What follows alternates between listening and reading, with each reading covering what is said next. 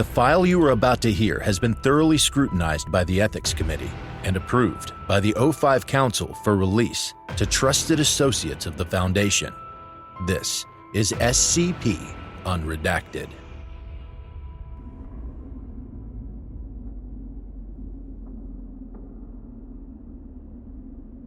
Foundation Research Site 29, Northwest Oman. Sunday, 25 December, 1988. 0300 hours local. The helicopter touched down at the edge of the base camp for Research Site 29. It wasn't much to look at, just a standard perimeter fence, a few large tents, and a prefabricated watchtower with a searchlight and heavy machine gun. Razor wire and a minefield 50 meters deep had been deployed around the perimeter. These security measures would be improved as the site was developed further. According to the file, the site had only been constructed a few months before, after SCP-557 had been discovered by an investigation into a missing geological survey team. Harper stepped off the helicopter and was met by two men. One was a short man with glasses, dressed in khakis and clutching a Stetson to his head. The other was an enormous, barrel-chested Arab wearing an impressive black beard and desert camouflage. "You must be the VIP I was told to expect," shouted the shorter man, an American based on his accent. "Dr. Nick Ford, Site Director. This is Colonel Ali Al-Hashem, Site Security Chief." "Tim Harper, Foundation Counterintelligence," yelled Harper. He followed the two men into the nearby command tent as the helicopter shut down. The tent was mostly empty, unsurprising given the hour. A radio operator sat in the corner reading a book. "Lieutenant, go get a cup of coffee," boomed El-Hashem in a deep, resonant baritone. The tech jumped to his feet and scurried out. Rounding on Harper, the colonel asked ominously, "Is there a problem with my security?" "Now, Colonel," objected Dr. Ford, "that's no way to welcome our guest. I'm sure that's not why." "The hell it's not," bellowed El-Hashem. "It's quite all right," Harper said quietly. "I'm not aware of any inadequacies in your security measures, nor am I aware of any problems with your staff." The giant Arab deflated, looking slightly relieved. Dr. Ford asked, "So, Agent Harper, what does bring you out to Research Site 29 in the middle of the night?" "Just Mr." Harper corrected gently. "I'm not an agent. I'm here because I have a reason to believe a person of interest is intending to use SCP-557-1 in a plot against the Foundation." Ford and El-Hashem shared a worried look. "-1 isn't contained," Ford said. "We aren't even sure what it is." "Wasn't that in the file?" El-Hashem asked. "I read both the files on SCP-557 and Research Site 29 on my flight," Harper explained. "But they both only had preliminary findings. I'm going to guess they haven't been updated yet, since the site's so new." Ford nodded. "That makes sense, I suppose.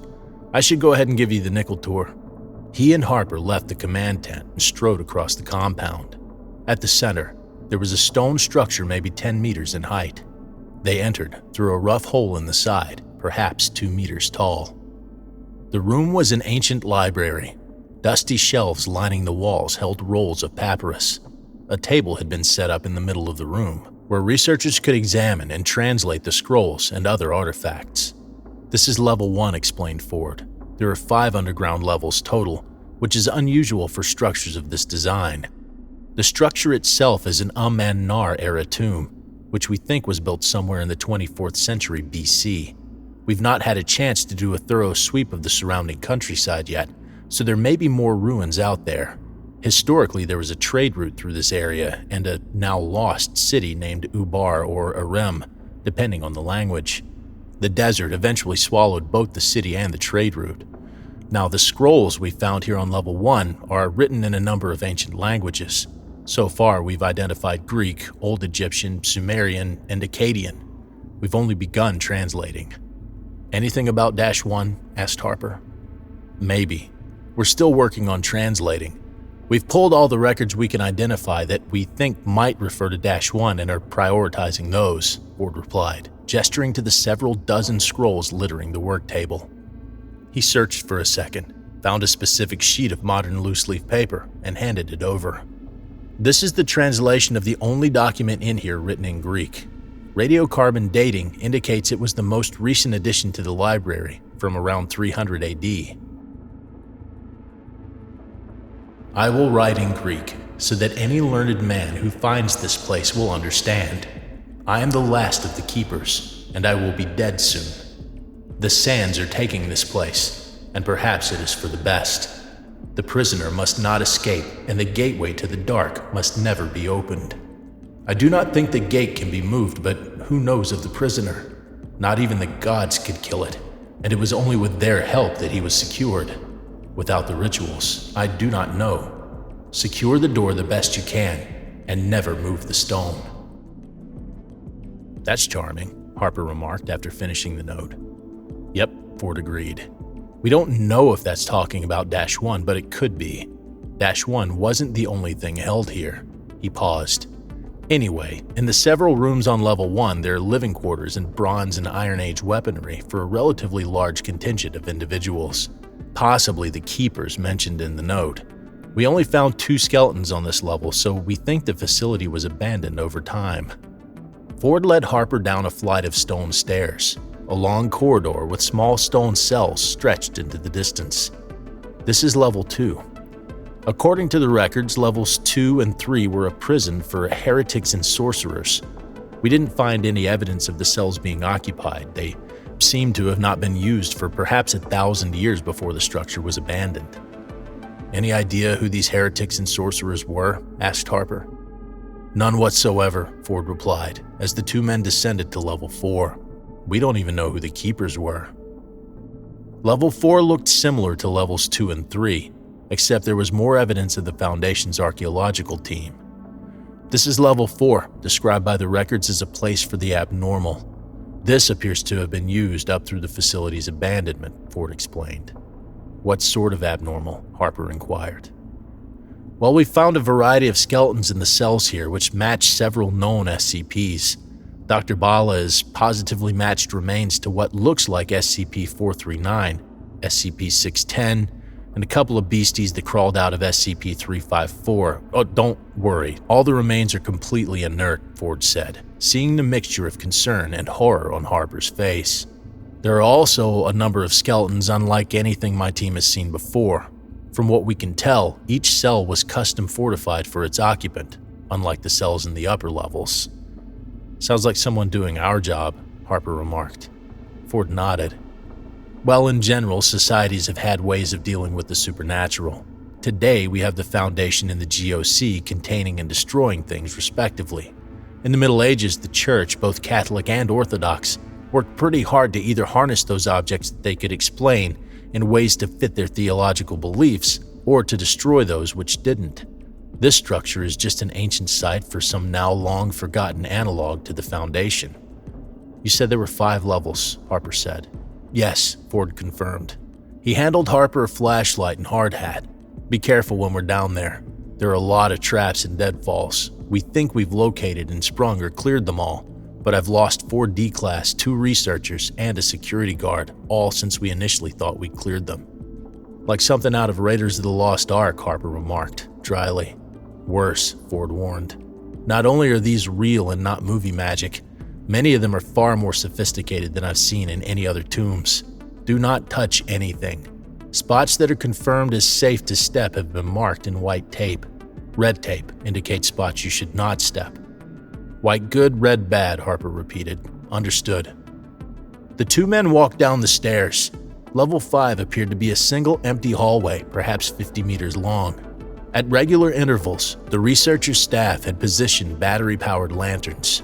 The floor and wall were dotted with red and white tape.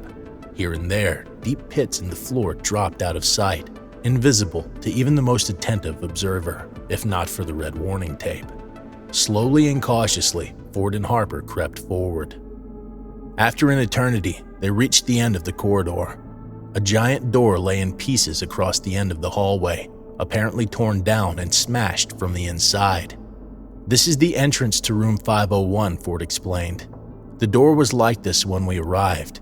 It's constructed of a variety of metal alloys, whose formula I won't bore you with, but the metallurgy necessary to make them is something that shouldn't have been possible until the middle 20th century. BC? Harper asked.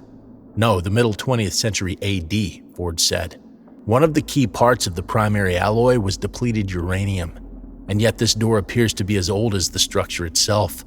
We have no idea how it was made 44 centuries before it ordinarily could have been. In any case, our best estimates suggest the door wasn't broken until sometime in the last 10 years or so.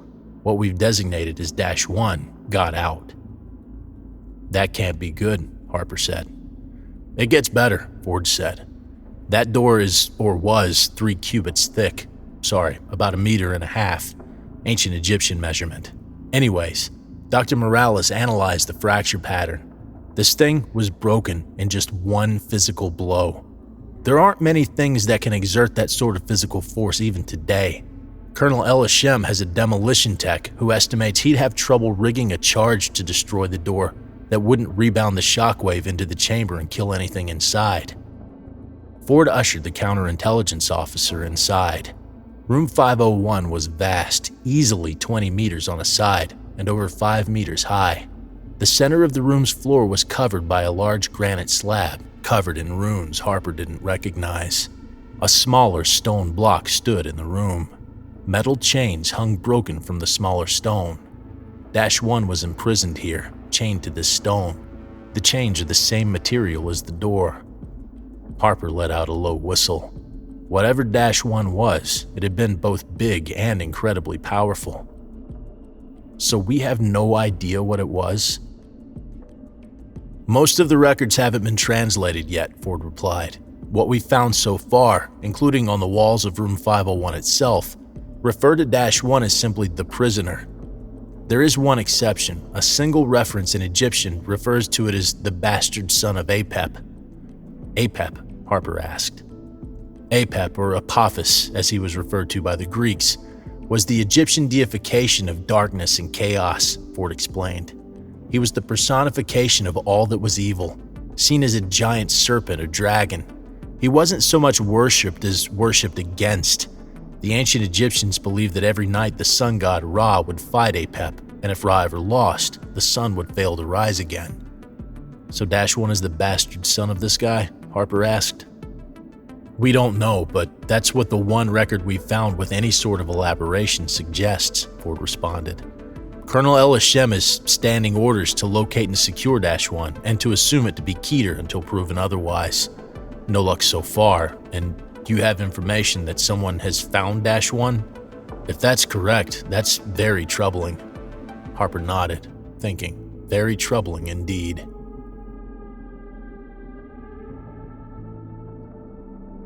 Foundation Command 02, Washington, D.C. Saturday, 24 December, 1988, 2200 hours local. Muir and Monica huddled around the secure speakerphone. Harper was on the line from the middle of nowhere in Oman, just finishing up his findings. So we're on the lookout for the bastard son of the ancient Egyptian god of chaos and darkness, Monica asked incredulously. Welcome to the Foundation, Muir sniped. The intern rolled her eyes at him. Harper ignored him. So I presume Seven told you about 1440? Have you turned anything up? Just to make sure we're on the same page, you had the file last updated 15 June 1987, Muir asked. It never hurt to double-check such things. There was a pause on the line. Then Harper said, "That's correct." Monica read from some notes she had hastily scribbled on a legal pad earlier that evening. Mr. Harper, Site 11 doesn't have an exact fix on 1440's position, but they believe it might be somewhere near Mount Kazbek in the Caucasus Mountains, in the Georgian Soviet Socialist Republic. Who? Local contact? Ground? The transmission from Harper asked, fading in and out of static. Say again, Tim, we missed that, Muir instructed. Said, is the tacked on the ground? Came the reply. Monica looked at Muir. He wants to know the contact on the ground. Muir called into the telephone. Your contact is Captain Ivan Petrovich Gagarin. He'll meet you in Vladikavkaz. Captain Gagarin in Vladikavkaz, crackled the phone, dissolving into static. Tim, Harper, Muir called, but the connection was dead. Foundation Research Site 29, Northwest Oman. Sunday, 25 December, 1988. 0700 hours local. Troy, Monica, yelled Harper into the secure radio set. The operator looked up apologetically. Sorry, sir, but we've lost the transmission. Looks like a sandstorm's on the way, said another technician on the other side of the command tent. Coming in from the west, ETA 5 minutes. Harper looked at Elishem and Ford. How long do these things last? Hard to tell. Could be hours, the Arab colonel replied. Harper hoisted his bag. Is the helo ready to go? Yes, but it'd be better to ride the storm out here, Ford cautioned. Harper started toward the tent's exit. Can't waste the time, he said over his shoulder as he stepped outside. To the east, a towering wall of sand rose kilometers high. Harper ran to the helicopter pad and gestured to the pilot to spin up the bird's engines. Within 60 seconds, they were airborne, racing back toward the city as the research site was engulfed by the sandstorm. Foundation Observation Post 3-02, location redacted. Sunday, 25 December, 1988. 0300 hours GMT. A red light blinked on and off, annoyingly insistent among a sea of green and blue, denoting the status of the Foundation's worldwide assets. Probationary Agent Johnson sat up and called up the associated status indicator. He'd gotten a bottom-of-the-barrel assignment, shipped off to the middle of nowhere, straight out of training, only arriving the day before. Priority 2 alert. Automated notification. Research Site 29. Communications lost. Agent Marcus? We have a Priority 2. Research Site 29 just lost communications, Johnson said, worried. Calm down, Proby, his superior said. Satellite Emmett shows a sandstorm in that part of Oman. We've had problems every time one of those has come through since we set up shop a few months ago. Landline's still a work in progress. So you think the storm is disrupting the radio signal? Johnson asked. Third time this week, Marcus replied, sipping his coffee. The system log any danger or distress codes before the signal went out? Johnson took a moment to call up the relevant data. No, he said. Marcus smiled. Well then, Proby, it's probably nothing. Fire off a sit rep and form CL-287 to HQ inside 11. As per protocol, if the signal doesn't return after the storm clears, they'll send in an MTF. Johnson swallowed and nodded. If Agent Marcus wasn't too worried. He decided he shouldn't be either.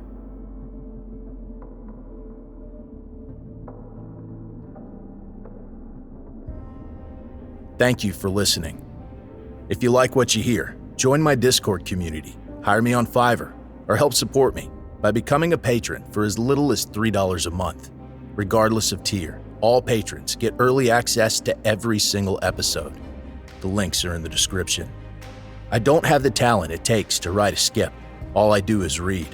Original authors make this podcast possible, so credit to the original author. Their link's in the description. Show them some love as well. Consider becoming a member of the SCP Wiki. Upvote their work and maybe write a skip of your own. Maybe I'll read it here someday. You never know if you never try.